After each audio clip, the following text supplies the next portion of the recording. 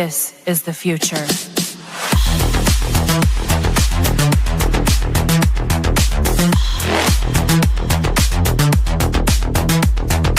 Evolution.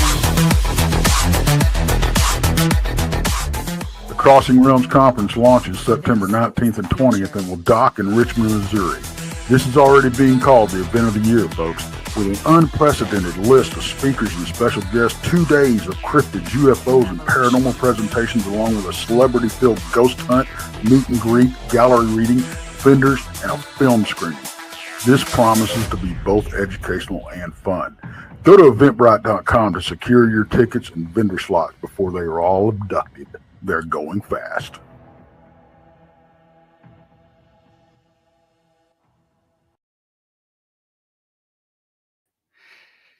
Yes, everybody, those tickets are going fast. And of course, broadcasting from southern Michigan and all around the globe. This is Beyond BMR.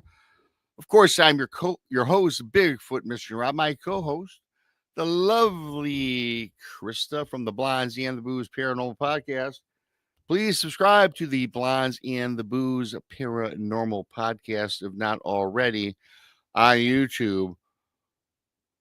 Christa and Brandy are getting close. They're getting close. It's a little early to make the announcement. They're getting close to 4,000 subscribers. Let's help them get there. And of course, good old BMR just looked up my stats the other day. And this is a little early. My goal is by the end of this month to have 6,000 subscribers. I'm currently only 130 away. That's right. Kind of excited. I'm sure I'll have it by our conference coming up September 19th and 20th. It'd be nice to get it before I go on down. Also, subscribe to Texas Front Porch on YouTube. Monica Rollins, our Paranormal World, Donnie Cho Says Stuff, and Paranormal Paul, and of course, Truth or Tinfoil. Thanks for that in advance. Don't forget, you can become a BMR pirate. Mateys. Join today, join the many, join the few, depending on your point of view. That's right. You get a picture with good old BMR sporting a bandana next to your name in the chat room. And of course, the super chat's open. Great way to support the show.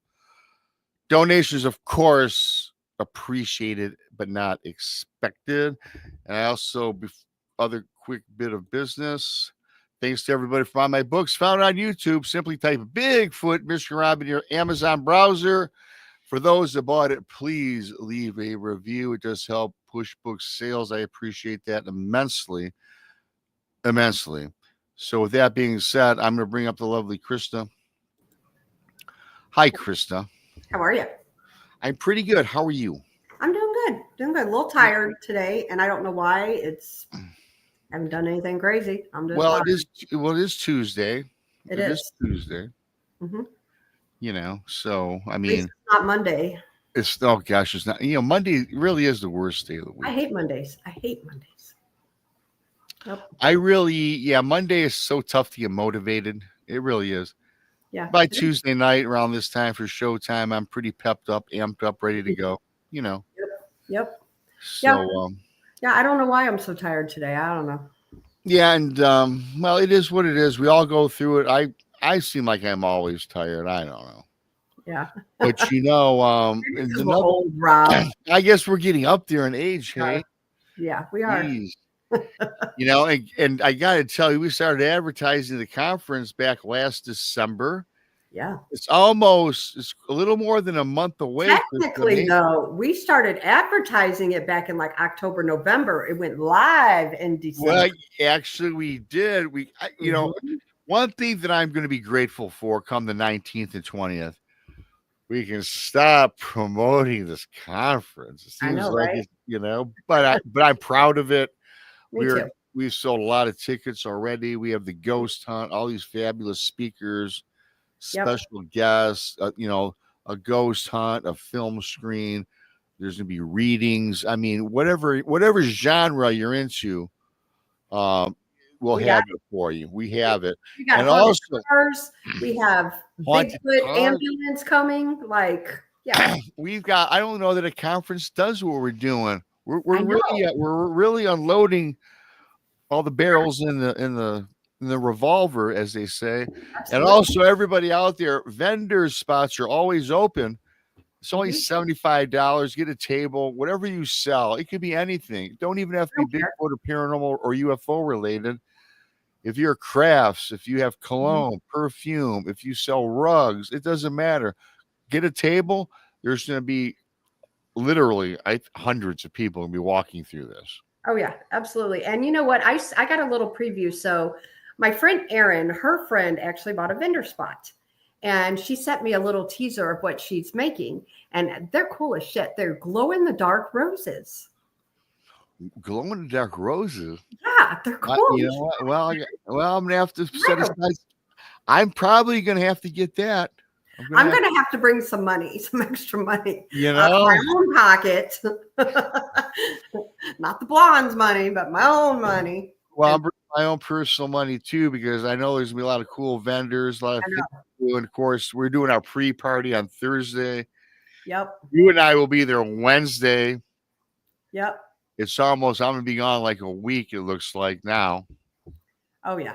Pretty much, damn near. I got one last thing I need to send to the museum because I have a new banner made up. Yeah. So I have to send my stand. I have to find a stand on Amazon, send that on over. Yeah. Then I have to send my banner on over because I'm not going to be able to carry it on the airplane. No.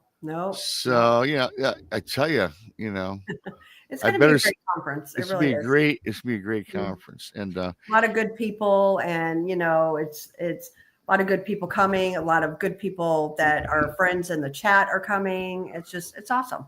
It's going to be awesome. And we do have an awesome show. Today's show a little different. The first half of the show, we've got Famous John. He's an illustrator, an author. He's a Bigfoot enthusiast. We're going to talk about what he's done with his career, successful career, and get into the Bigfoot topic. And then the second half of the show, when John leaves us, I'm going to be telling the very first Dogman story that I put this out on YouTube in 2023 or 2022, Christa. Wow. It's in the book, and I might have told it once before, but I'm gonna share that one, and that kind of did pretty well, and then it got me the idea to do the story time with BMR. Yeah. So yeah. There's someone in chat that I haven't seen in chat in a long time, and that is Marquita Jones. Welcome back. Good to see you. Yeah. Yes, Marquetta from Michigan. She's got a cool Dogman craziness going on where she lives. I'm going to leave it at that. Marquetta Jones. She lives maybe an hour from me or less. Good to see Hi, you. Marquetta. Yeah. Hello, which reminds me. Hi, Mickey G, Bigfoot Dwarf, Wizard Moon, Amy Creel, Freaky, Cryptic Crossroads. You scared Jody. Paranormal Paul. Hi, Paul.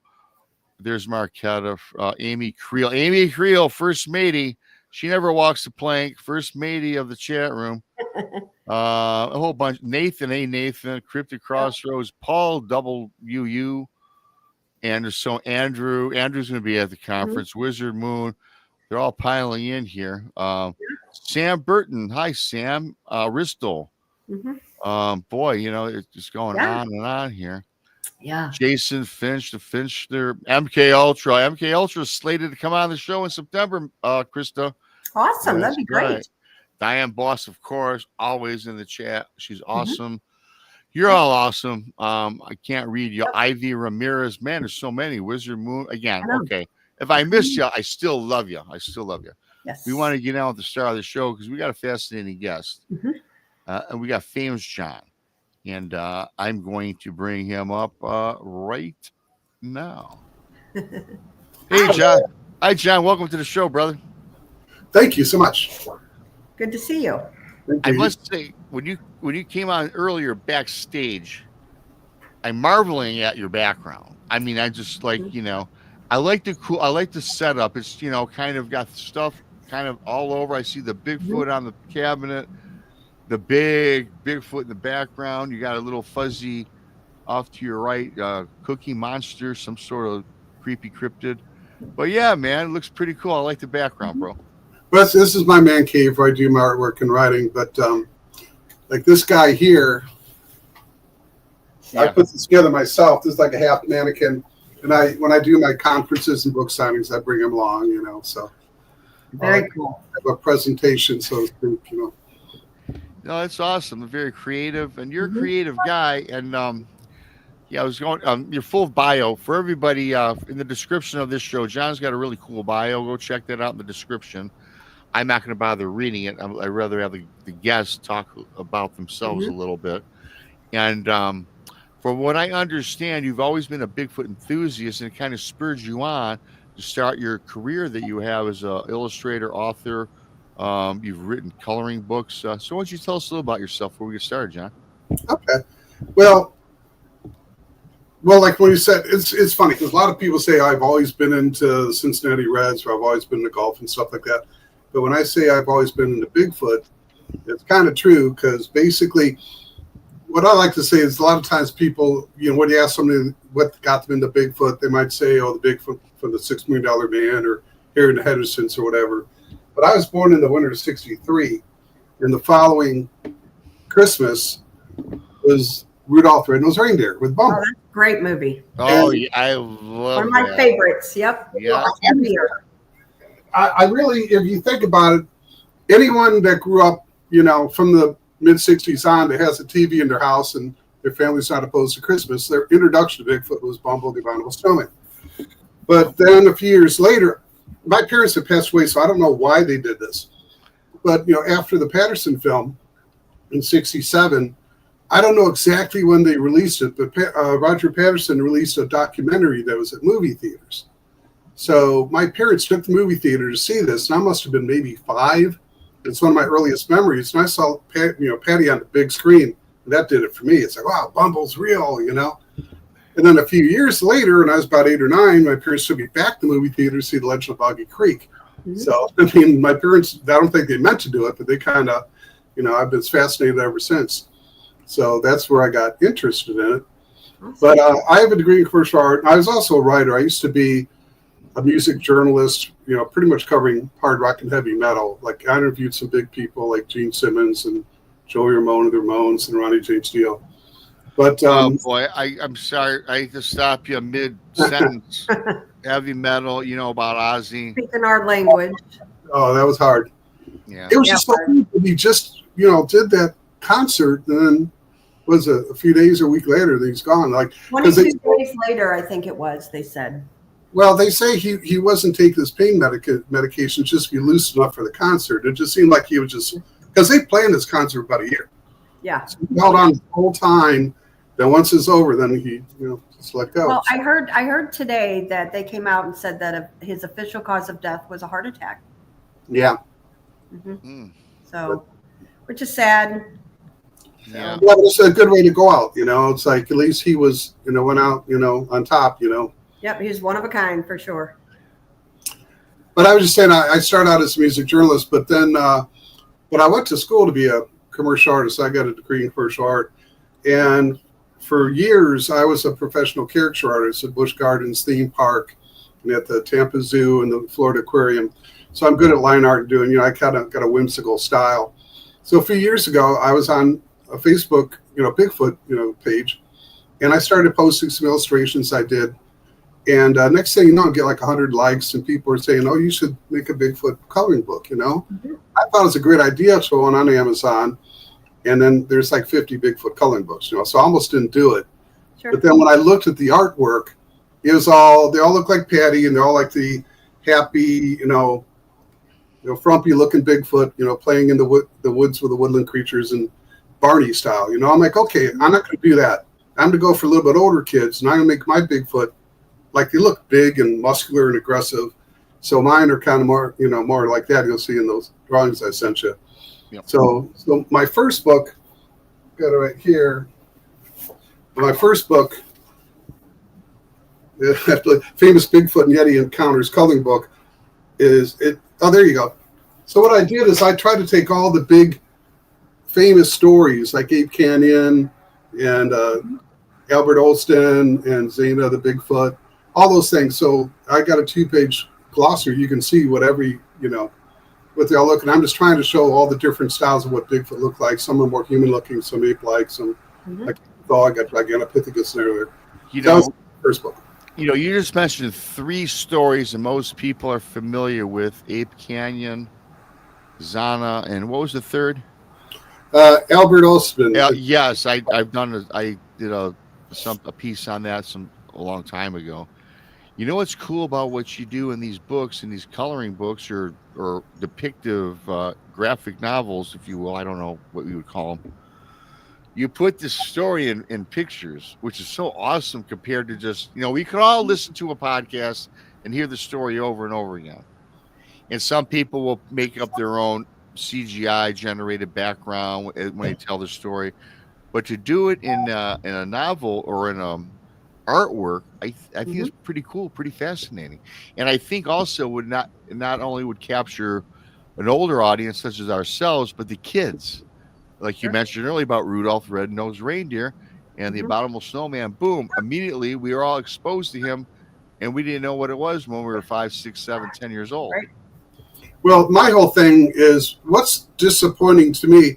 I was really interested in when you sent me the pictures of, the artist renderings of your sighting, is that I could say, I used to be a musician in the 80s. I was in those big hair metal bands. So I play bass guitar and I write and I'm an artist. So I creative people are more focused on detail. And you generally, almost 9 times out of 10, first off, a lot of Bigfoot sightings, they don't really see it very well. I didn't see the face, it's too dark, or it was walking away, or whatever. But you always say, it's big and hairy and smell bad. And that's all you got. You saw Bigfoot, and that's all you got. So I'm really interested in the details. So that's what I try to do in my books. So I like, because it's not just a coloring book, it's kind of like an illustrated history of all these types of things. That's right, man. I mean, absolutely. So that was my first book, and what I think is really cool about the cryptozoology is I didn't realize how small knit it was. Because even before my book was out, on Facebook I started talking to people, like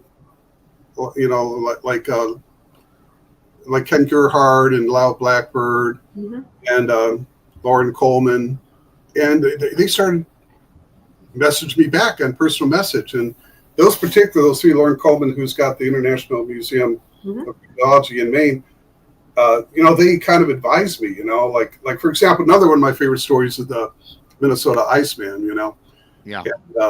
And Ken Gerhardt, he kind of investigated that. So I was saying, what should I do here? What should I do there? And then Blackburn it's in like Momo, the Missouri Monster. That's my book too. And he's got 3 fingers. So I was asking him about that. So I had some like Legends of Cryptozoology kind of coach me on the book to keep it more. Those are great people to be they are. As a mentor as well. Well, they're very cool guys. I mean, I try not to bug them, but anytime I comment to them, they always get back to me. So, but yeah, that's just so cool. And then the last few years, I'm getting ready. Well, this coming year, they have a big Bigfoot conference in Florida, the Great Bigfoot Conference. And so this will be my 5th year having a vendor booth there. So I sell my books there and my artwork and everything. So that's how I got started with that. And then what my most recent thing is, the other book you showed is you may be familiar with the Goldilocks and the Three Bears. I'll show that again. The first one was on the left was the first one. Now this is Goldilocks versus the Three Bigfoot. Right. Well, it's the same story with Bigfoot. I mean, Goldilocks and the Three Bears mine is with Bigfoot. And it kind of almost makes sense because the funny thing is, when I was a kid, I remember I read the story and I came up with the idea. So I went and I ordered like some of the old school books, and I forgot they're really thin and they're very vague and they're not descriptive. They don't really tell you how old Goldilocks was. They don't tell why she went in the woods. And so I kind of made her a little bit older, like a Disney princess. But, in the story, the bears wear clothes and they have a house and there's furniture. Well, mine, she goes in the woods and it's a cave. And they have furniture, but it's more of the makeshift, almost like tree structure type stuff. And I just make it kind of more like, okay, well, Bigfoot, they're actually able to do stuff like that. But I just kind of made it more, a little bit darker, and so it's just a fun thing. But that one, every page has a full page illustration. So like when you're reading the book, it's like the pictures tell the story. So that's the 2 books I got out right now. Cool. The pictures do tell a story, and I do. And Christa, even you like picture books, right? I mean, those are cool. I think we all do. And I remember some of my favorite books is when technology got bigger, when you could open the book Right. instead of having the print, you would have the pop-ups in the book. Oh, I remember those. You remember the pop-ups? Yep. You know, the little. I still like those. Those are really cool, you know, and that was, you know, that for us that was advanced. Yeah. You know, and but I loved them as a kid. Yep, I love them. Those are amongst my favorite books, and it told this story. You know, I always had a very descriptive imagination, but for those people that were a little not as advanced, I guess, for lack of a better word, it shows a story, you know, right in front of you while you're thumbing through it as a kid, and it was just so fantastic. And so, Johnny, I'm going to show a couple. You sent me a couple of your renderings, your renditions. Of course, I show this one. Of course, these are the two books. And by the way, everyone, John's books, you can find them on Amazon. I have the link in the show description. So I do have a real quick question. Yeah, go ahead, Christa. You know how I roll. Are the books, are they kid friendly? Or are they more geared towards adults? Okay, well, they're kid friendly. I mean, well, you saw the first one. I purposely put pictures of two Bigfoot fighting, being real muscular, because when I wrote on the first one, it says rated 8 to 80, maybe too scary for small children. So they're not like Barney books. They're maybe 8, 10, you know. So I wouldn't get them for babies and stuff, because some people might find them scary. But I personally don't think kids, I mean, come on, kids nowadays watch, you know, it's no scarier than the ice monster in the Frozen, you know. It's the overprotective parents, you know, that might say, oh, that's too scary for my kid. But the kids will love it, just certain parents. But yeah, I would say 8 and up, then it's good for. Okay. Yeah, and again, it's a great point. Even if you go into today's society, even going back a decade ago or even prior, really, kids are at 10 years old playing. I don't know the names of them anymore. You know, on PS3, Nintendo. Yeah, you know, you got the killings going on. What's it called? The real popular one back in the day, Gangsterland or whatever it was. And like Mortal Kombat, they'd rip their spleen out. Yeah.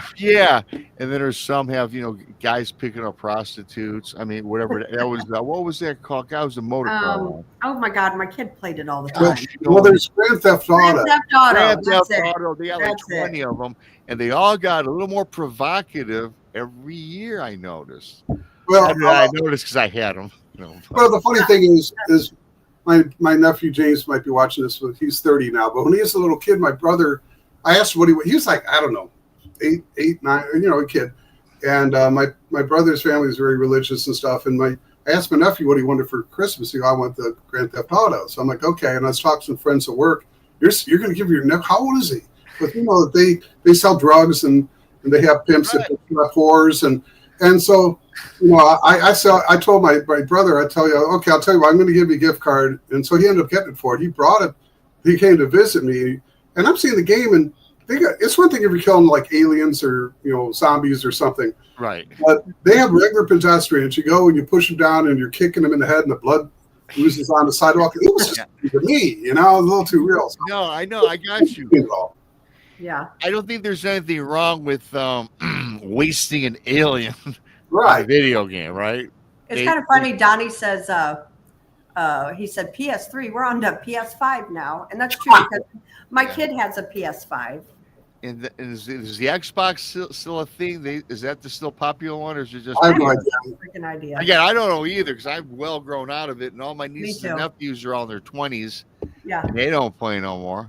Well, you see, my son is 33, and he still plays his. Well, of course, a lot of people do. It's just, I'm kind of glad I didn't get stuck in that because people just spend all night playing the games, and you know, it's like I remember. I think it's funny that several years ago I was in between jobs, so I got a temporary job at Walmart just to get some money coming in. Yeah. And they have these games like $80-$100 each, you know. And I just saw this little kid. He's about, I don't know, 8 or 10, and they'd be coming in 2-3 times a week buying these games. We kept them locked up. They're so expensive, you know, Walmart. And the kid goes, "Hey, mister, did you go get your new hologram game or whatever it was?" And I'm like, "Oh no, Dad, I work at Walmart." And he just kind of looked at me, you know. It's like, yeah. But, and I got to tell you, I don't want to get too far off the subject matter at hand because It's kind of how we roll sometimes. But the games they have today, especially in the sports, and I'm a big sports fan with the NFL football, the Madden. It's so lifelike and real. Like I, as a 50-something-year-old, I could play that if I sat down and studied it. I literally would spend hours playing that because there was such a thing me and my brother didn't have growing up. It was a stupid box men, that were lifelike. Pong? Remember Well, Pong? yeah. That was I'm 62, so I remember Pong and boop boop. Yeah, I remember Pong. That was high tech. Donnie Show is a big gamer, and he I think he does Minecraft or something. He does them all, and Yeah. I'd like to go to Donnie's house and pay him a visit and see what he's got. I like to spend the weekend with Donnie and get him so he can school me on video games. Do they even have a Bigfoot video game? Pardon me? Do they even have a Bigfoot video game? I could tell you. I don't know. I have to look that up now after the show. This will be my next thing. And one last thing before I move on, I almost bought this, is like the Oculus. Yeah. That just like I went down in the shark cage, and I thought I was literally in the ocean. It was fantastic. Yeah. But anyway, that's another story for another time. I'm gonna show some of your again back to some of your renditions of some of the things you got. Of course, we show the books, and I'll show a couple of black and whites, and then I'll go start with this one here. These are pretty cool. Well, the one on the left is a Florida skunk ape. I got him wrestling an alligator. Yep. And you're from Florida, correct? Yeah, I'm from Florida. I've been here since '81. Okay. Then the one on the right is the Ape Canyon. They're yeah. Oh yeah. That story. That's a great story. Yeah. If you're on your phone, you might not be able to see this, but later on in the show, go on the computer or the TV because these depictions are very sweet, John. Very nice. They are. And then the second black and white I got is pretty cool. Oh, wow. Of course, that's the Patterson creature. Had to have her in there. Yep, that's what I thought. And then the next one, that's my alpha male Bigfoot looking through the window. Because I always thought, I know you've seen one, I haven't. But I just couldn't imagine. The scariest thing, I think, be looking through a window and see some big 8 or 9 foot Bigfoot looking through the window. Because, like I always say, you may want to see a Bigfoot in the woods. I don't think you'd want a Bigfoot to know where you live, Right. I don't think so. Uninvited. I don't think so. And also, John, I did this one. I pulled this one up. I brought that one with a little color. Oh, yeah, that's my color version. That's really cool. Well, both my books, my first one's a straight up coloring book. And then the second one is a storybook, but I still made a coloring book style, so you can still color it in and everything. So, That's but really I still. cool. And then another. Oh, this is the opposite. Yeah, Okay, I showed down. Now this one here, because I love playing poker. Oh, here we go. Ah, come on, yeah, there we go. Well, here's the thing. This one is my signature picture because, when I started selling my Bigfoot books, there's a guy that Ken Hamilton and his wife Lori Hamilton. They own a Bigfoot store in Forks, Washington that just sells Bigfoot stuff.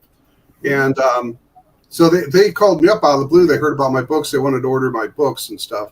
And it's so funny. He goes, well, how much for a case of books? And I was kind of down. What's a case of books? I don't know, 50. So he ordered the books and everything. But I always thought it's funny, that picture of dogs playing poker, because I always thought it was kind of tacky, And yeah. Because I remember one time in Florida, I went to a bar and they wouldn't let me in because I had a sleeveless shirt on. So I went home and got a nicer shirt, and I came back and they got a picture of dogs playing poker. Yeah, it's a nice place. Where's Elvis on Velvet, But anyway, so as a joke, I drew Bigfoot playing poker. And if you look at it, the one's Patty, the one in the middle is like a white abominable snowman or Yeti, and the other one's supposed to be like a skunk ape. But I made this picture of Bigfoot playing poker, and this guy that owns this Sasquatch legend store loved it. And I'm wearing my T-shirt now of it. And so he made T-shirts, he makes mugs, and he started off with T-shirts, mugs, and shot glasses. But now he's got shower curtains, blankets, Christmas ornaments, cornhole games, all sorts of stuff.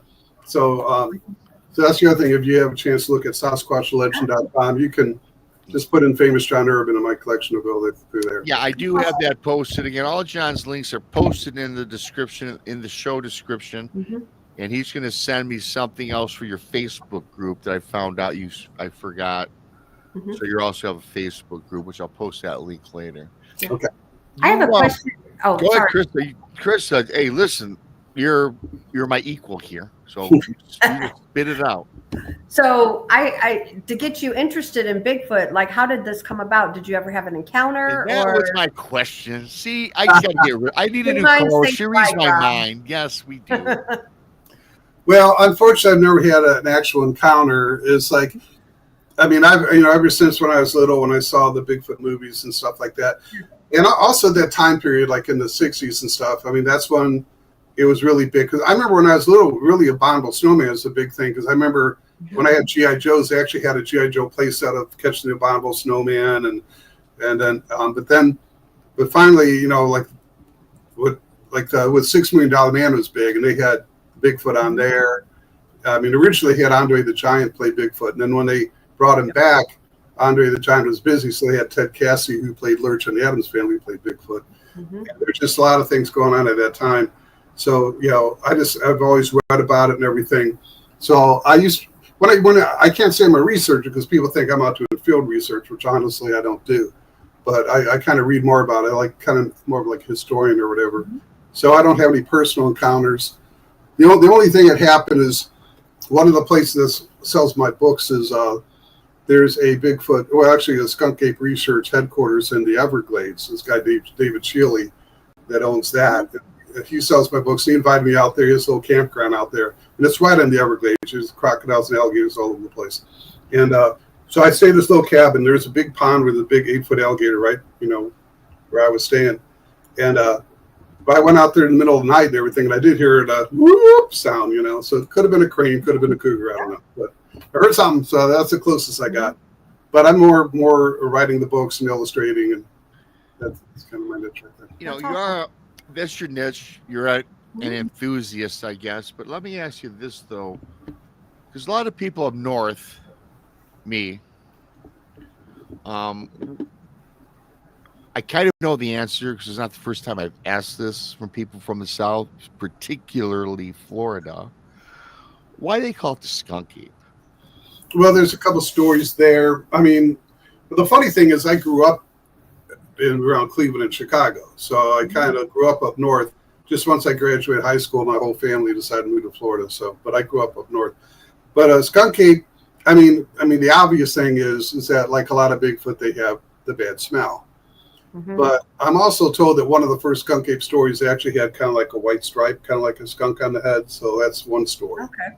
But most people say it's just because they smell. And the thing that's interesting about the skunk ape is that they're a little bit different from the apes Bigfoot up north, is that it kind of depends what you see. I mean, the typical Bigfoot up north, 7 to 9 foot. Some people say 10 feet taller, depending who you talk to.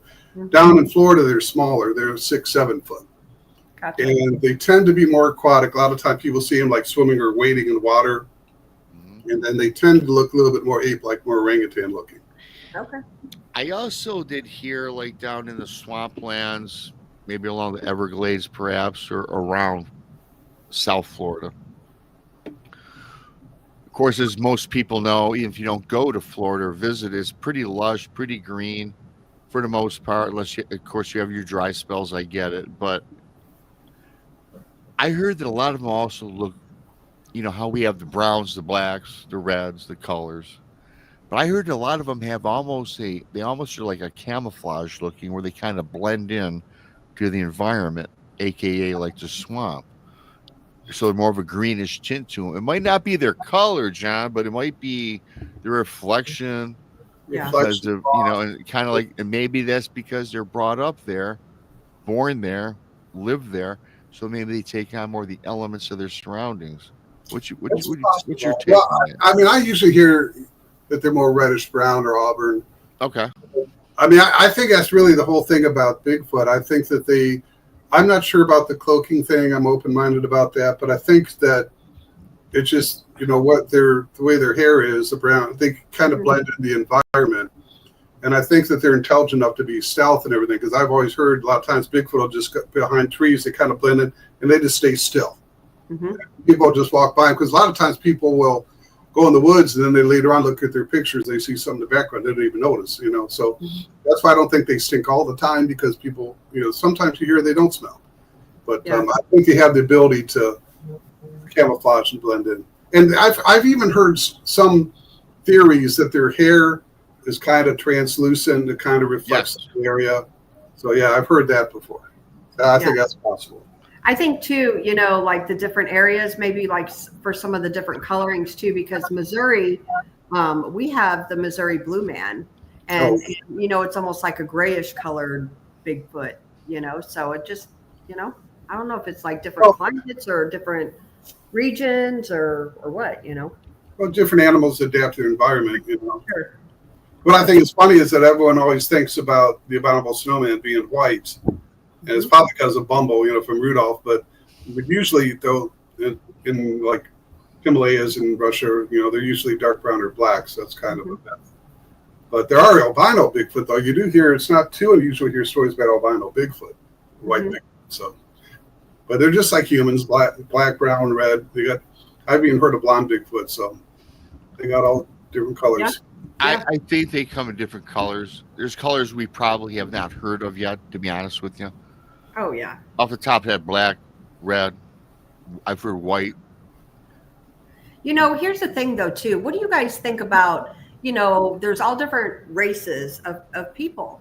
What about different, races or breeds or whatever of the Bigfoot? They have the different colors or, the three-toed or, you know what I'm saying? What are your guys' thoughts on that, both of you? Well, it's just like with apes, you got orangutans and gorillas and chimps and gibbons. They all look different. So that was, like I said, that's why I'm so interested in what Bigfoot looked like.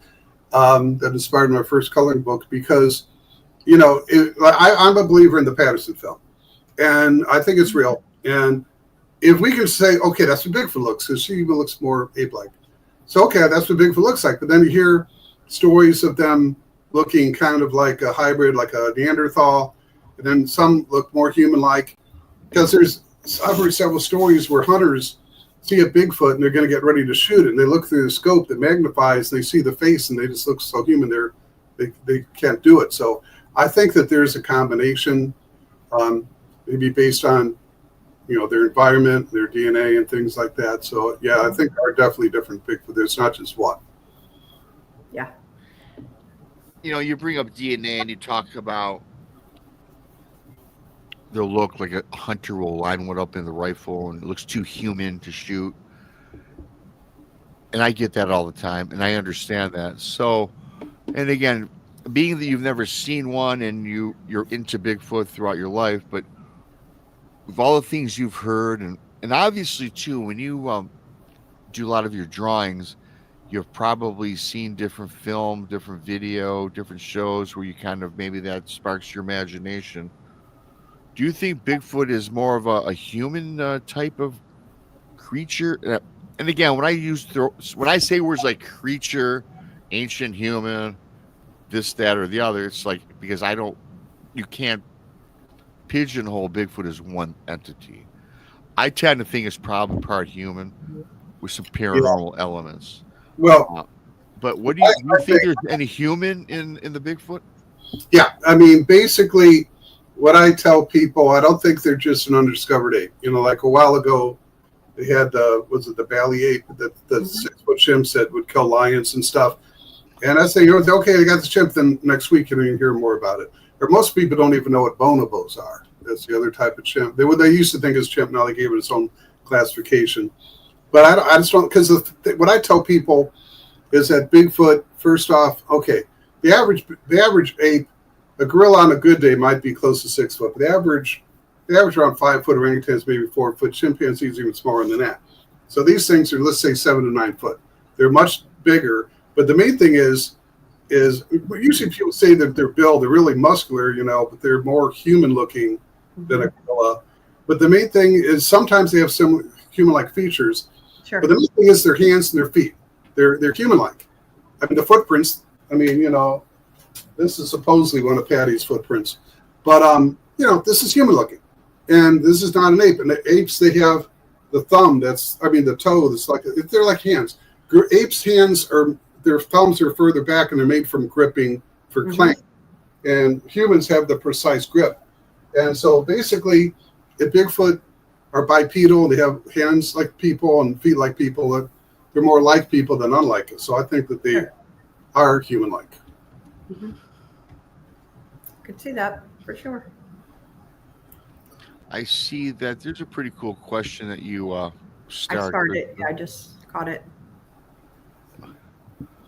If you want to. You want me to put it up? Yeah, go ahead. Okay. Summer Side of Life asked, I have a question for John. Does John think that all chemicals they spray on fields and in the air, does John think that the chemicals will alter the Bigfoot chemistry for mating? Well, I'm not a scientist or anything. I mean, to me, the main thing with chemicals might actually be the reverse as far as making them, impotent or something. I don't know about that. So I don't really have. Do you guys have a better answer for that? I think chemicals can alter anything in any body, human body, animal body. I mean, that's a plausible question. I think that it could happen, but I think that's really with anything, personally. Well, I kind of, as far as like the human DNA and everything, is that we know now that, because when I was growing up, people always thought evolution. People thought that they were like Neanderthals and Cro-Magnon man and us and everything. But now we know that for thousands of years, our primitive relatives mated with Neanderthals. I mean, I have Neanderthal DNA in me, and so I think some of the more advanced ape-like hominins, prehistoric ones, they might have crossbred as well. So I'm kind of thinking that Bigfoot might be a result of other prehistoric hominins that crossbred and everything, and some of them might have human DNA in there as well. I mean,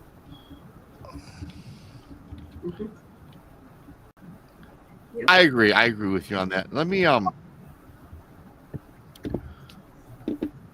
ask you this. Throughout, you said you've never seen a Bigfoot or anything, and I've got to ask this because I find that a lot of people that, whether you're a writer, illustrator, a cartoonist, graphic novelist, writer of best-selling books, right? Yep. Or an investigator, a researcher.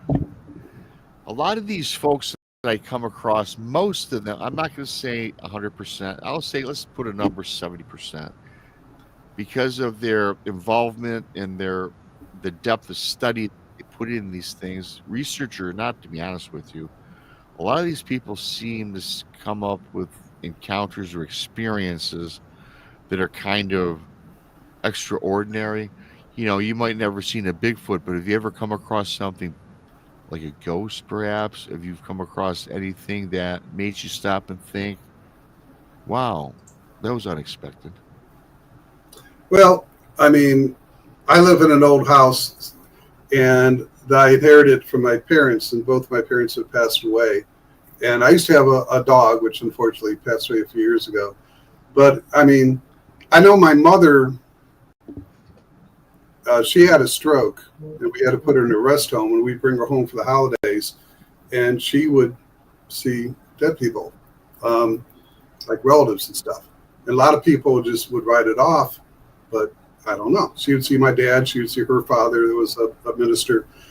But the last time we brought her home to the house I'm still at, we're Christmas, we're celebrating Christmas. We opened the presents at night.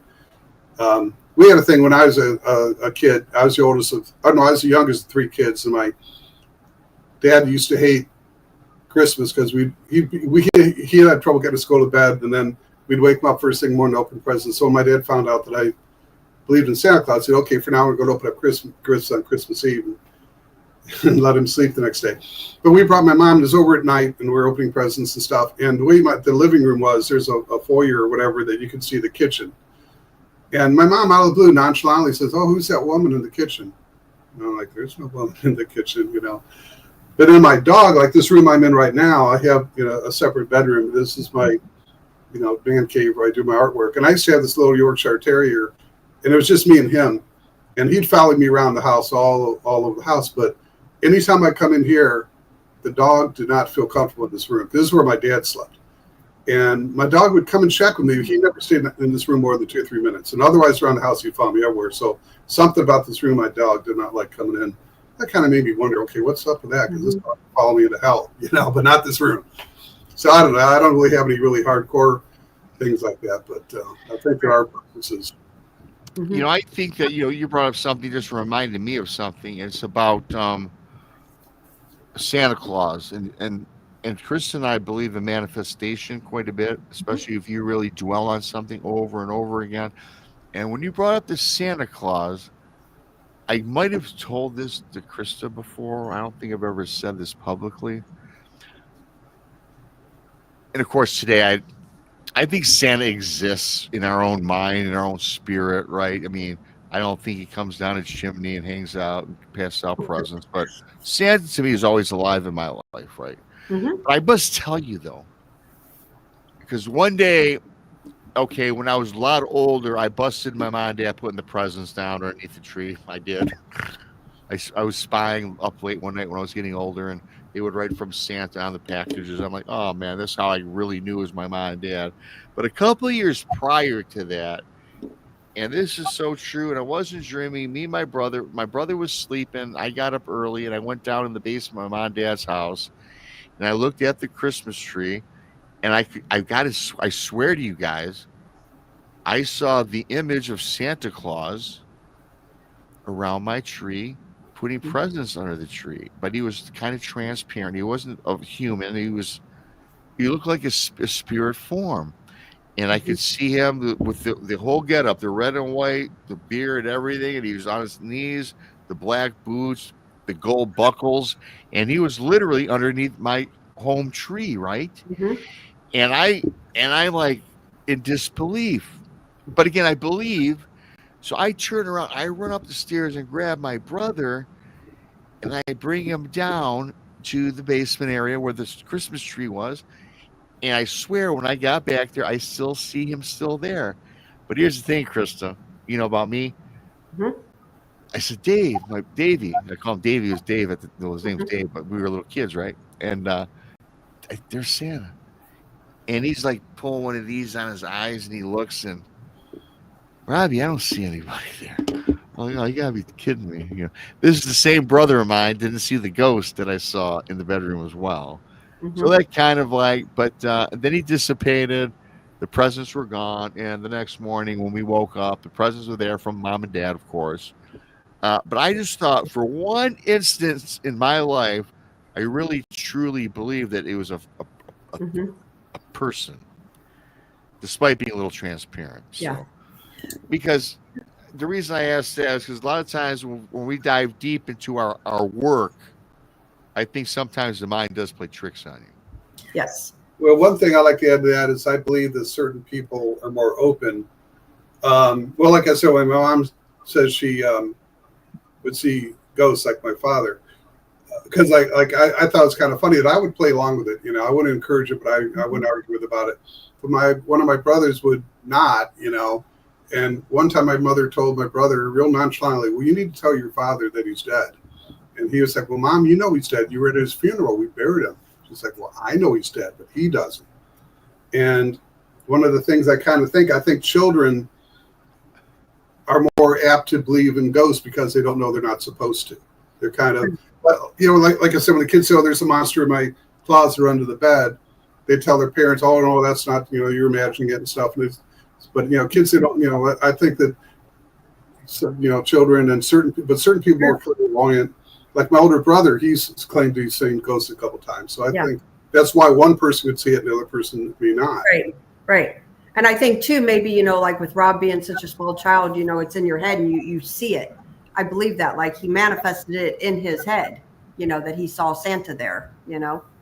Well, he might have seen something else, and just to him as a child. Associated with Santa could be another spirit. Yeah. I mean, I did have one possible experience. I grew up in Cleveland, Ohio, and when I was very young, probably before kindergarten, it's one of my oldest memories.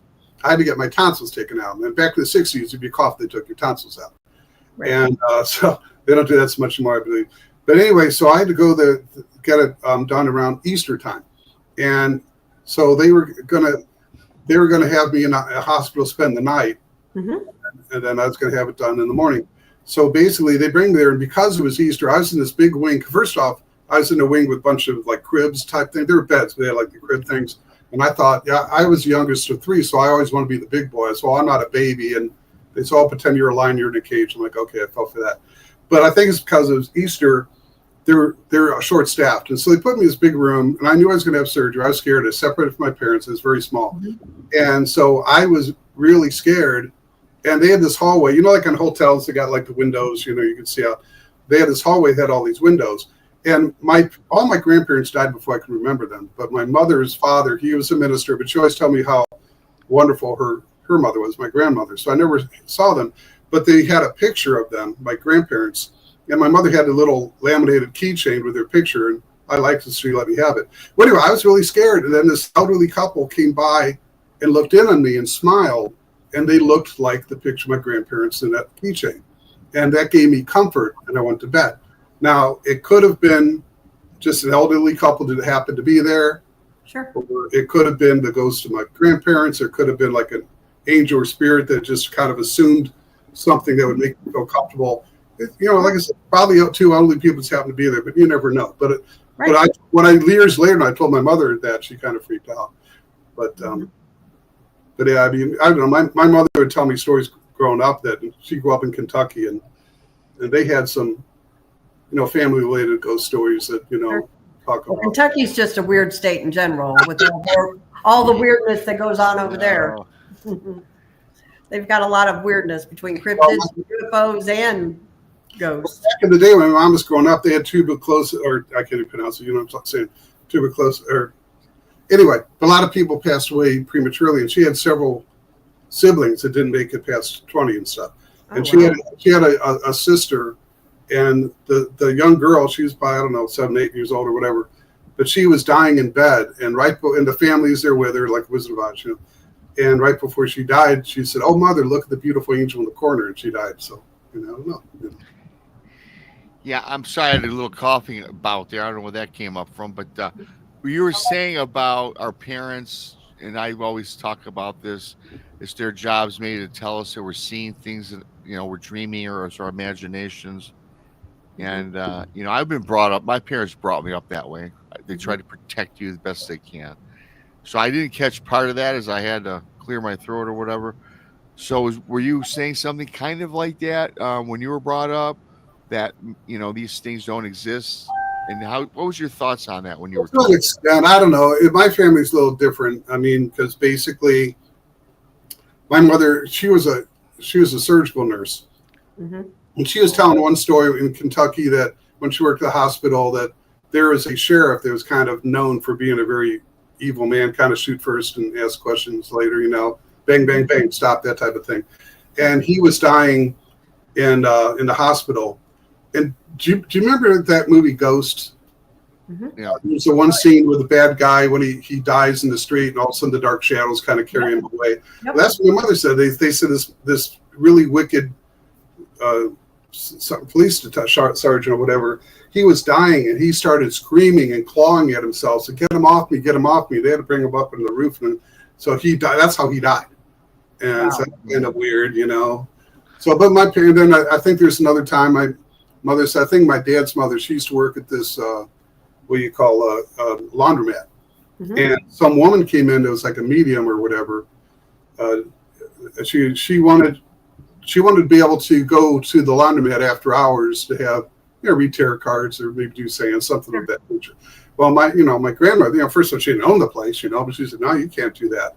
But she said that the spirits will visit you that night. They said that night, in the kitchen, there's all these rattling dishes and that type of thing. So my parents told me a few things. They weren't really real big about discouraging me. But I do have one thing I want to say, and this is kind of funny to an extent, but like the whole thing about so many people, like supposedly only like 13% of people believe in Bigfoot and things, and that goes along with the paranormal and everything else. But I kind of think, like we're talking about, your parents telling you things don't exist, that when you're a little kid, you always have this sense of wonder and you believe in magic and all these things. And then at a certain time, you don't really think about it. But let's say, I don't know, most kids find out there's no Santa Claus like around they're 8 or so. So there's that day, one time, mom and dad takes you down in the bedroom. They say, okay, we want to tell you something. There's no Santa Claus. You know, they're basically saying that we've been lying to you your whole life. You know, there's no Santa Claus. And that's bam, okay. And they're like still recovering from that. Then they say, well, how about the Easter Bunny? Okay. No, there's no Easter Bunny either. Like, bam.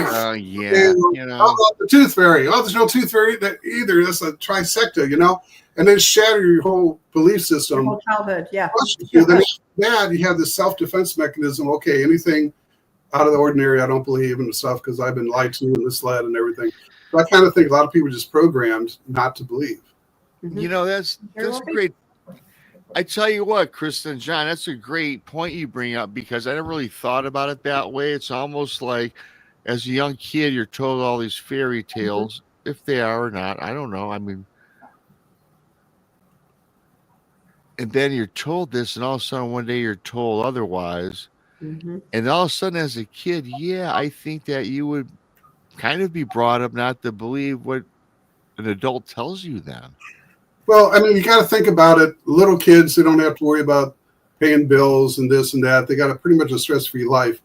But that's all at once. No Santa Claus, no Easter Bunny, no Tooth Fairy. I mean, all at once. That's a traumatic thing to put a kid through, and their whole belief system is shattered. And I think some people never recover from that because, you know. Yeah. Well, that's one thing I want to say real quick is like you mentioned about me starting a Facebook page. I just recently, a couple weeks ago, started a new Facebook page. It's called Forest People and then No Troll Zone.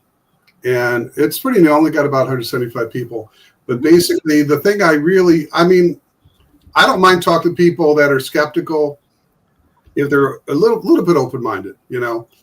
But a lot of people say they pride themselves. Oh, I'm a skeptic. I'm a skeptic, like they're bragging about it. Sure. And skeptical means that it's hard to convince, you know.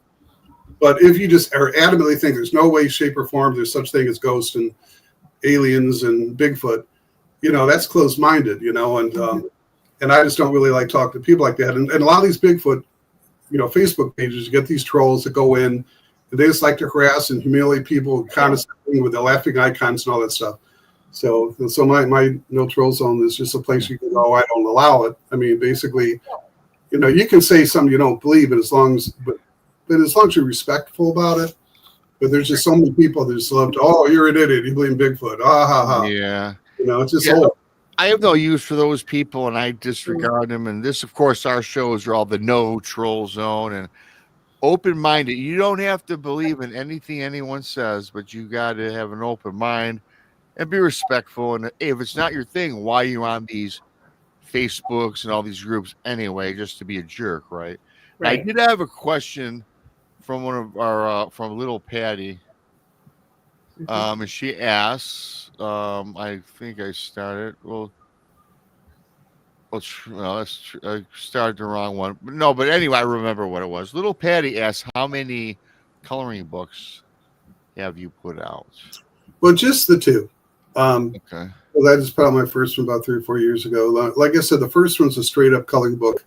It's got like 40 illustrations. And I don't really tell the full story, but I have a 2-page glossary where I kind of describe the story. I have like some of the dates and stuff. So that way, if you're interested, you can Google it. It's just kind of just try to inspire kids. Because like I said, when I was little, you know, when I saw, you know, I keep talking about Bumble and everything. So that's what I'm trying to do for kids, get them inspired.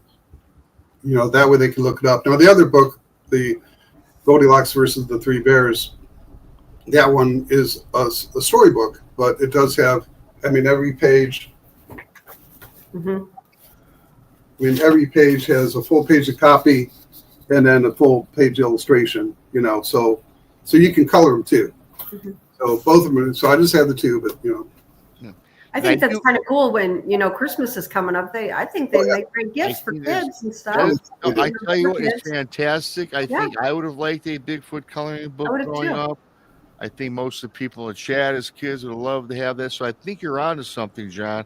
I do have all your links posted for your on Amazon, and also I forgot the name of the website because you also have a store where you sell wares. Why don't you? We only got a couple minutes left with you here on the show. Why don't you tell everybody a little bit about that and promote yourself a little bit before we start with part 2 of the show? Okay. Well, I started out as a journalist, a music journalist. I used to be in a heavy metal band in the 80s. I was like a groundbreaking band that had an album out. And so I was kind of known in the early 80s. And then I started writing, for newspapers, local magazines. And I booked like a really popular rock club. They had national acts and things. So a lot of people started knowing me. Then I was also on a public access show. So I started getting recognized in public. And my friends would say, "Oh, there's John Urban," and people say, "Oh, what's going on?" I would jokingly say I'm famous. So my friends started to jokingly call me Famous John Urban, and then I started using it as a pen name. So anyway, so my pen name is Famous John Urban, and like Urban Cowboy, URBAN. So if you go to Amazon and then just put in Famous John Urban, my book should pop up. So my books are available on Amazon. And then the other thing is that Sasquatch the Legend. That's a great store because they have a physical store in Fort Washington, but they also have a website. They have because they make a lot of their own stuff you can't get anywhere else. So if you go to SasquatchTheLegend.com, again, put in Famous John Urban, you can see all my Bigfoot playing poker stuff. Very cool. Very cool, John. This was a great informative show. I really enjoyed it. What about you, Christa? I have too. Yeah, absolutely. Yeah. I've got all of John's links posted in the description of the show. John, I want to thank you. Fascinating show. I think you're fascinating what you do. I think that it's the first time. And I tell you what, yes, everybody's got young children that are watching this show and watch it later. Great Christmas idea. Let's bring up our kids coloring some Bigfoot, I mean, yeah. I'm gonna have to. I'm gonna get me a couple, pass them out to the younger kids that I know. I know, that's what I was just thinking too. Yeah, awesome. John, thank you so much, my friend. Thank you. It's been fun. It was great to meet you too. Great to meet you, and I'll be back. I'll get in touch with you probably tomorrow, and then we'll take it from there. Oh, perfect. Well, thank you so much for having me on. All right, thanks, John. Now we're going to move on. John Urban. Yeah. We're going to move on to Dogman. Yeah. Nice. So great. I enjoyed that. I enjoyed him. I enjoyed that. And, when I do these shows, I love having a variety of different guests. It always doesn't have to be a staunch researcher or experiencer because people are into Bigfoot. Real quick, let me say something. Don't leave, guys. It was just the show's not over. We've still got another half hour. I see people. We got a half hour. Right? So we got another half hour. We're here. You're stuck with Rob and I. Yeah, you're stuck with us. I've got something. So thanks to John, and I got to tell you, I enjoy this show because we don't always have this. As like I was saying, you don't have to be an experiencer to be on the show. You got something. You can be an author that, like we do all the time. We try to make it cool for everybody. And bring on people that people don't know about. And so John did a great job. Yes, absolutely. And, I wanted to do this. And I didn't know how I wanted to do this, Christa. And I've told this a long time ago. And it's in my first book. And, I might have said this on someone's podcast, told this story maybe a few months ago. I don't think it was mine, but people might have heard it. But what I wanted to share tonight was it's the very first Dogman encounter that I ever received from an emailer. And it's the very first one that I didn't do a live show on it. I made a video back when I told them on video format. Yeah. And then I had a nice response. And it was a response that had my wheels turning. Well, people really seem to like these stories I get from folks, right? And I did this in 2022. So it was my first one, and I think I'm going to share it tonight with everybody. Cool. I will say this. It's sad. It was a sad one to start out with. They're all not sad, but yeah, it involves a man and his best friend.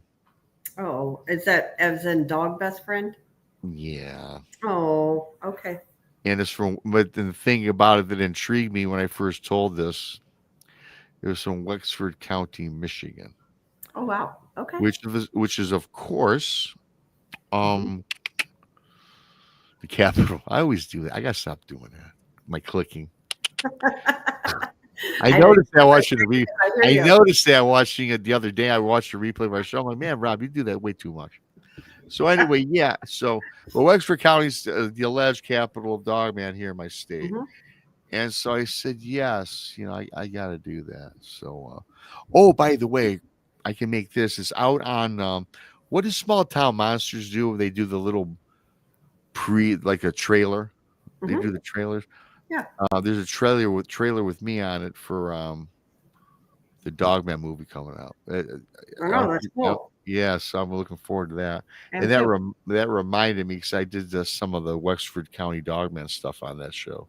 that's cool. Yeah. So this one I did not do, and I'm gonna share this with everybody. And when it first starts out, again, it's from an email from the past, and I'm going and see how this guy presented it. And he goes, if I remember what I do remember, he says, "So Rob, my name is Larry, and I live in Wexford County, Michigan.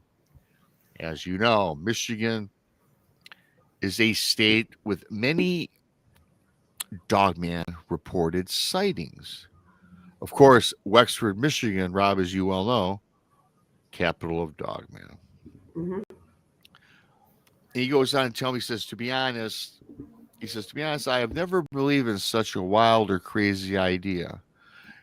He goes on to say, Rob, actually, I am skeptical of the existence of Bigfoot, let alone a creature such as Dogman. Mhm. He goes back to tell me, this is why I got a kick out of this. I was kind of, I kind of smiled because he said, and I only had like maybe 1,000 subscribers, maybe 2,000. Mhm.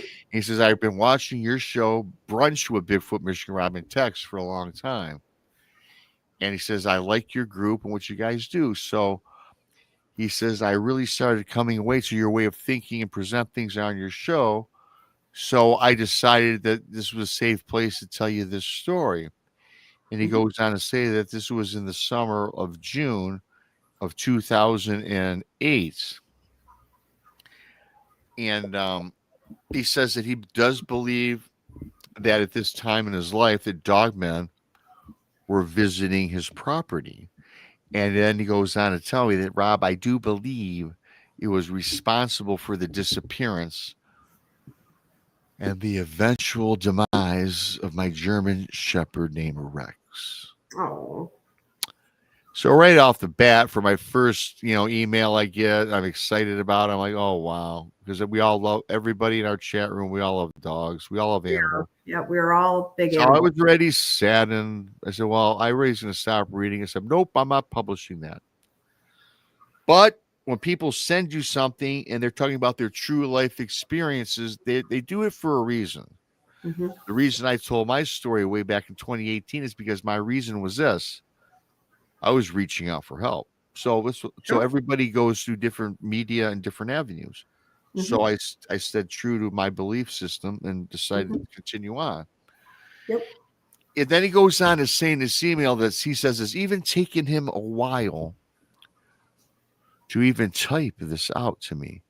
He says, just the thought of this story or this experience, I have tears in my eyes right now as I type on the keyboard. Wow. Yeah. So I'm like, I'm getting into this. I'm like, I'm, saddened, right? He goes, in fact, I have had to restart this email several times. Wow. And then, he talks, the guy's giving me some love, some fluff. I don't want to talk about myself. He says, I do love your shows, the way you promote talking and writing about trauma is good therapy. Mhm. When he said that, Christa, I was proud of that when he says, I do love that on your shows you promote talking or writing about trauma as good therapy. Because that's somebody that's actually listening to me. Because I say it all the time. Right. So I was kind of like, yeah, this guy's all right. He's all right. And he says, I hope this proves to be the case for me. Mhm. He says that it was early in June of 2008 when I started to notice huge tracks on my 2-acre property in Wexford. He goes on to say, Rob, these tracks I first noticed at the outer edge of the tree line that separates my home from the depths of the woods. He says, when I say tracks, he goes on to say, these tracks were huge, oversized dog tracks. or at least this is what I had thought. He says, I went ahead and made this comparison to my dog's Rex's own tracks. He says that he noticed that Rex's tracks had the same pad in the middle of the foot with his 4 digits. That would be his toes. Mm-hmm. Okay. I'm thinking back though, Christa, with really briefly, I believe this guy, but 4 digits, the dog, I haven't had a dog, and I never noticed. Do they have 5 fingers or 4? Honestly, I don't know. Yes, I don't know either. I've had dogs my whole life, but I can't tell you. Can't tell you if it's 4 or 5. I don't even think they got that. No, I think it's 4 with that one like thumb type thing down. Well, then they got the dew claw too. Yeah, depending on the dog, depending on the breed. Okay. Yeah. But anyways, he goes, now these newer prints were at least double the size of Rex's. He says Rex's prints were maybe a bit over 3 inches long and maybe 2 inches in 3 inches long by like maybe 2.5 inches wide, he says. He says, keep in mind though, Rob, that I never actually measured his footprints. Mm-hmm. Fine and dandy. Now, being that these new tracks that he had discovered, they not only doubled in size, but many of the prints did not have 4 digits, but 5 or 6 digits that surrounded the foot pad. See, that's why I asked you that, because I knew that it could be up to 6 with this other particular set of prints. So something double the size of 3 by 2. So you're looking 6 by 4, 5 to 6 digits. He also said that he went online and tried to look up different prints online, this, that, and the other, and really could not find anything that matched up. So he says, unlike the tracks that Rex laid, these tracks that he was looking over, or foreseeing, or whatever the word is, looking, finding, whatever, they had no pattern about them. They were kind of sporadic. A set here, and then a set there. A set was everywhere. It says that these tracks seem to pick up and disappear with no pattern, no path. And he did say, Rob, I'm not an experienced tracker or anything like that, but the patterns, unlike my dog, a quadruped, these seem to be bipedal. They're the same 2 all over the place. Not 4, but 2. Gotcha. And they did not match how his dog walked.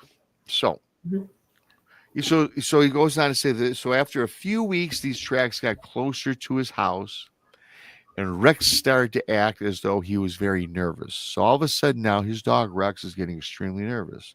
And he says, Rob, typically Rex would run about the property for hours, playing in the yard. But he says that last few weeks in June, Rex would only go outside to relieve himself and nothing more. He would not play, would not frolic about. He went out, did his business, and came back in. He says, now, Rob, if I went outside with him, and even if I tried to play with him, throw him the frisbee, throw him a bone, whatever, the dog just was not interested. So then he started noticing something else that was odd about his dog Rex.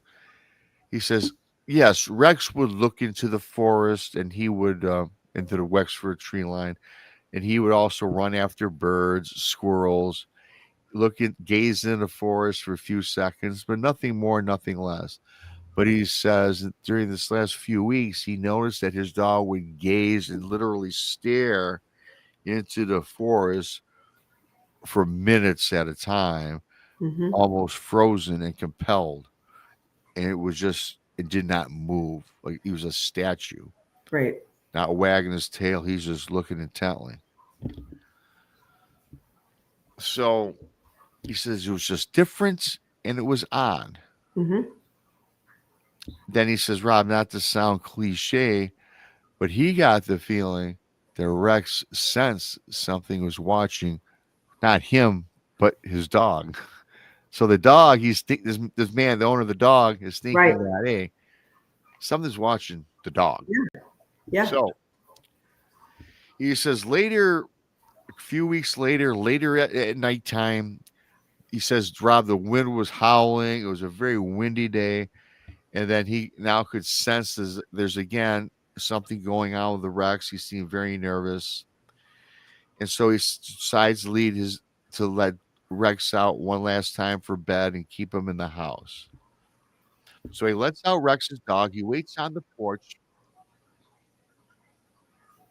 And he himself kind of was out on the porch. It's kind of dusky nighttime, if you will. And so the dog, he says, he sauntered off maybe only 10 feet from the porch of the back of the house. And he says, well, he's watching his dog, and then all of a sudden, his phone rings from just inside his sliding glass door from inside the house. So Rex is still outside, 10 feet from the porch. His phone inside the sliding doors goes in. He gets on his porch, goes inside the house to answer his phone.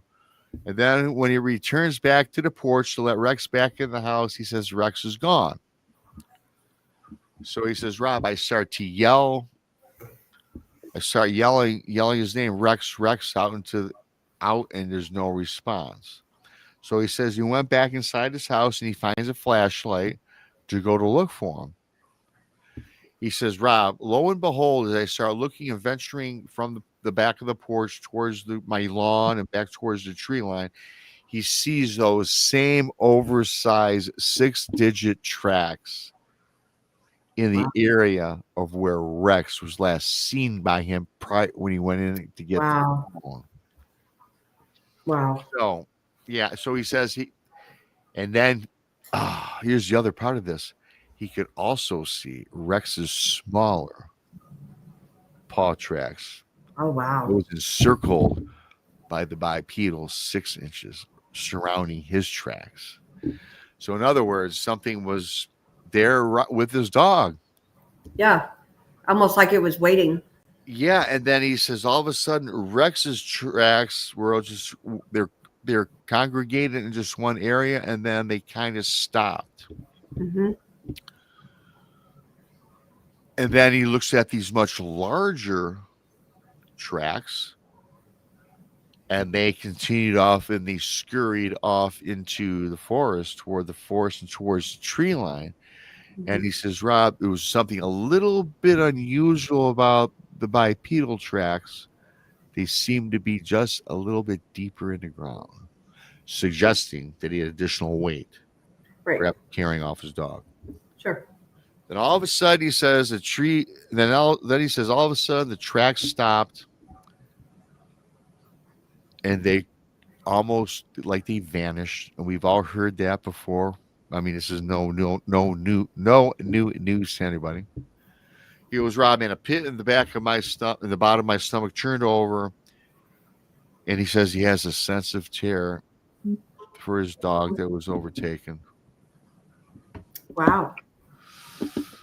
So he says, Rob, I searched all night into the woods because I'm by myself, nobody around to help me. And he says, I spent all night looking to no avail. And he just went on for several weeks, 2 weeks, he says, several weeks, Christa. He's out looking for his poor dog, cannot find anything. No new tracks, even of the alleged bipedal that was on his property. No new tracks from Rex. And certainly Rex would have ran right to the house, right? Mm-hmm. So nothing's been found. And he says, this poor guy, he says, one day upon returning home from work, he says, Rob, my nightmare grew even worse. He says, when he gets home, on the doorstep of the back of the home where he first let out Rex, on the back porch by the sliding glass door, he knew there was something sitting there for him. He said it was almost presented like a gift, a sick gift. And that was a limb of his dog's That's awful. paw and arm. Yeah, that's awful. He says was laying at the very step. He says, and Robin, guess what? What reappeared was those oversized 6-inch digit prints that surrounded his home throughout all those times, and also on the night that his dog vanished. Well, we've heard many stories of dogmen just being evil and their looks and their smiles at people. And so I believe that it's almost like that dogman was just effing around with that guy. Like, hey, I got your dog. You know what I'm saying? And Yeah, he did. way. And and he says, and he goes on to say in the email, what evil is this? I think there's something evil in Wexford. I've heard about dogmen in Wexford, which I certainly have. And now because of me, and you do research, you read stuff, and you know that as well. And what do I always say? What do we always talk about when it comes to dogmen? Are they evil? Are they this, that, and the other? And I must tell you, without throwing out the evil word, just to say this was an evil atrocity that happened. But the one thing that's common for me, anyways, with the people I talk to, they like to scare the crap out of you, and they will do ill intent, and they want to scare you. Yeah. I think they want you to know that they can get you at any time, just like he unfortunately snatched up his dog. Yeah. And that was a sad story. I almost hate to always tell that because I know we all love animals, and a lot of people listening are probably like, oh, sad. Right. However, if you have a story to send me, I'm going to tell it because you want me to tell it. Yeah. But it goes to show you that, people ask me, Rob, would you rather see a dog man or a Bigfoot? Well, I saw a Bigfoot, which was scary, by the way. I don't think I ever want to come across a dog man. I mean, a part of me, because I'm very adventurous, I think maybe you too, Chris, I kind of would want to see one, but I'd like to see it like at a distance. Right. In a safe area. If there is, I know I can get away. Yeah. And yeah, so I Yeah. had to share that because it was the first one I ever did when I started doing this, and from an email that got sent in to me. Yeah. And albeit for the first one, it's sad as hell, but it also serves this purpose that, these things are not to be played around with. Nope. And your woods are not safe. Your backyards are not safe even, so I think it's one that needs to be told because there's people out there who, let their dogs out and, don't think twice about them, leave them out there for hours and hours. And well, you might lose your dog to, I will tell you this, if I were to get another pet, well, where I live is different. But if I had a pet and I lived in the forest, or if I had a wood line, right? Because I do have the wood lines. I am surrounded by a wood line, quote unquote, with a creek. And there are crazy things out there. I don't know what's out there, but we've got the wild feral cats. We got some mangy dogs once in a while to get loose from wherever they come from. Your pets, you got to keep your eye on your pets. You really do. You do. I have dogs, and yeah, of course. I go outside with my dogs. I don't just open the door and shut my door. We stand outside with them, let them do the thing, and they come right back in. But I will tell you this, though, about another thing about that story. I think everybody that owns a dog knows this. When your dog, because dogs are pretty much always have the same temperament. I can tell, like, if you've ever had a dog and somebody came over your house that you didn't really know, maybe a friend of yours, a friend of a friend, if your dog typically is very nice and playful, and if they stay away from a person or kind of give them that weird look and they don't even go by them, there's something wrong with that person. Yeah. Yeah. There is. I believe they that. Trust your dog. If your dog don't like someone, trust your dog. They have good instincts. They can sum up a human being pretty good. Pretty well, I do. I believe that. Yep, I do too. I mean, if you're an angry but then again, there's a lot of people that are always nervous, and a very nervous person makes a dog nervous. Oh yeah. And you might be a nice person, but they also don't like a nervous, individual. Yeah, absolutely. I did want to share that. That was a great show we did with John. I was very, I was happy with the show. I enjoyed it. I think everybody go check out John Urban, famous John on Amazon. Yep. It was a great show. Thanks to everybody for coming on in tonight. It was a great show. Today is Tuesday. Christa, what you I got? Well, I'll be on Thursday afternoon with Monica, but what you got going on Thursday night? Nothing. Just Brandy and I, as of right now, I don't have anything lined up. Okay, well, nothing lined up. I got you. But those are always the best shows anyway. Yeah, we'll come up with something or somebody. Oh, you always come up with something. You'll be calling me. Yeah. I know, Rob. Hey, you want to come on Thursday night? Yeah, God. Yeah. I'll make sure my phone's off around. No, I'm just kidding. Yeah. So, but everybody, the conference is really not far away, you guys. I mean, it's a little over a month. Get those tickets on Eventbrite. Gary Spikes has been posting it.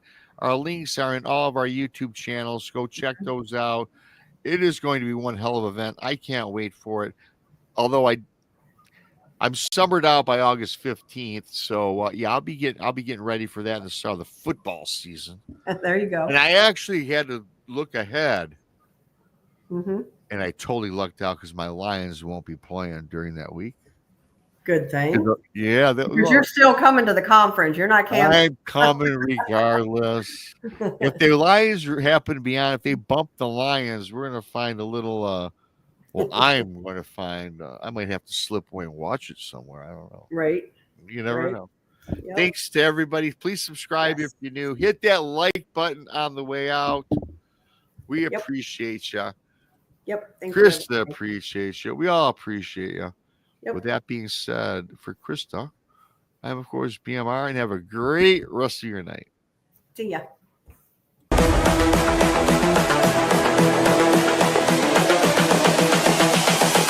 This is the future.